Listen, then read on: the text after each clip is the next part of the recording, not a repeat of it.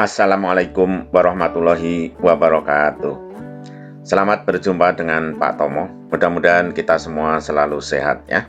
Amin ya robbal alamin. Kali ini kita akan membahas tentang jenis-jenis teks. Kita mulai ya. Bismillahirrahmanirrahim.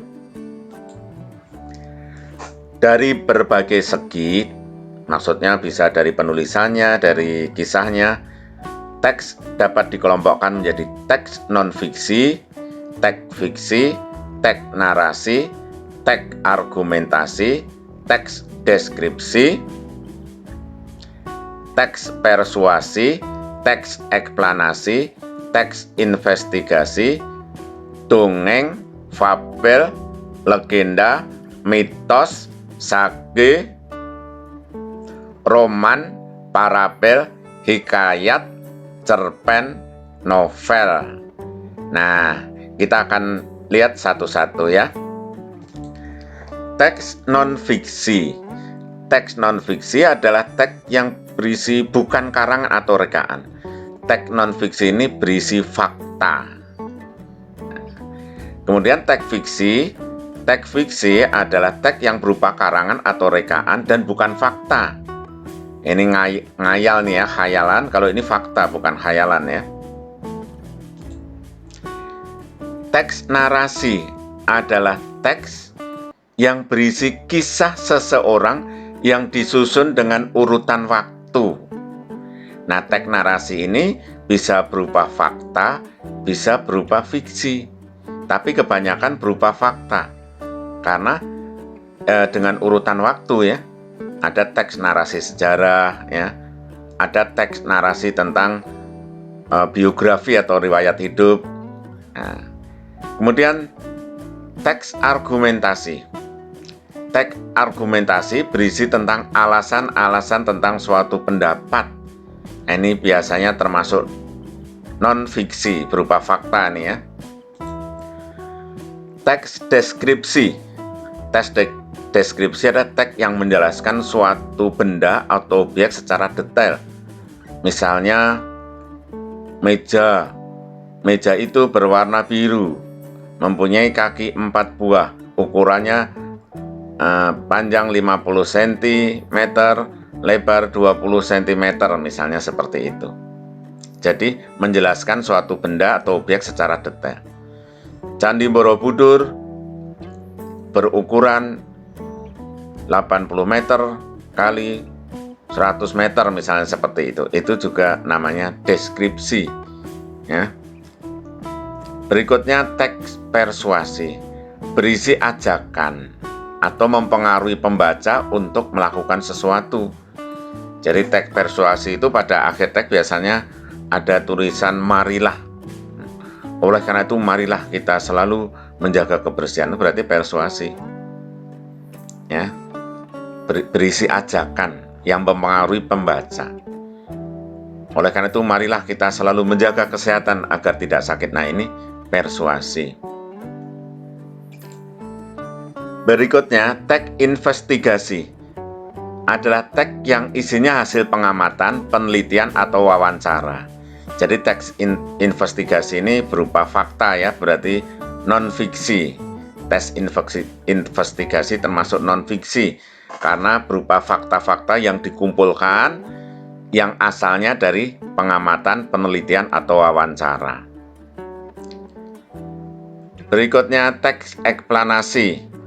Teks eksplanasi berisi penjelasan mengenai proses terjadinya suatu peristiwa. Misalnya terjadinya pelangi. Nah, itu eksplanasi. Terjadinya gempa bumi, itu termasuk eksplanasi ya. Jadi teks eksplanasi mengutamakan proses ya.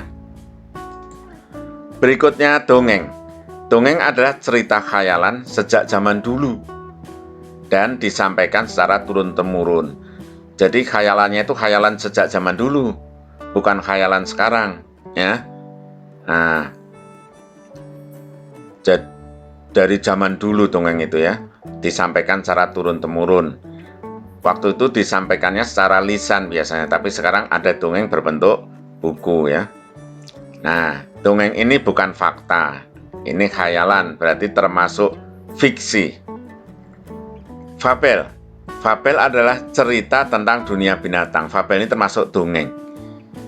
Tapi tokohnya binatang, misalnya kancil dengan buaya. Itu termasuk fabel, ya. Berikutnya legenda. Legenda adalah cerita yang berhubungan dengan terjadinya suatu tempat. Legenda juga termasuk dongeng, bukan fakta. Misalnya terjadinya Danau Toba, terjadinya Gunung Tangkuban Perahu. Nah, ini namanya legenda. Mitos. Mitos adalah cerita yang tokohnya berupa makhluk gaib. Ini juga termasuk dongeng, bukan fakta. Misalnya mitos tentang Nyi Roro Kidul. Nah, itu termasuk mitos. Berikutnya sage. Sage adalah cerita yang bertema kepahlawanan suatu tokoh. Kepahlawanan suatu tokoh. Misalnya cerita tentang Spiderman atau tentang Batman, tentang pahlawan bertopeng, Satria Baja Hitam. Nah, ini termasuk sage. Berikutnya roman. Roman adalah cerita yang berisi kisah yang melibatkan beberapa tokoh. Jadi kisahnya melibatkan beberapa tokoh. Roman ini ceritanya panjang biasanya. Berikutnya parabel. Parabel adalah cerita yang berisi perumpamaan.